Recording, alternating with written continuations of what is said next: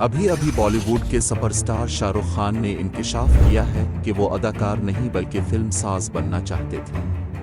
वो इब्तिदा में अदाकार बनने के ख्वाहिशमंद नहीं थे, बल्कि उनका असल शौक फिल्म साजी था। शाहरुख का कहना था कि उन्होंने जामिया मिलिया इस्लामिया से मास कम्युनिकेशन इसीलिए किया ताकि हिदायतकारी सीख सके, लेकिन किस्मत उन्हें अदाकारी के मैदान में ले आई, जहां वो आहिस्ता आहिस्ता इंडस्ट्री के सफ़ अव्वल के अदाकार बन गए।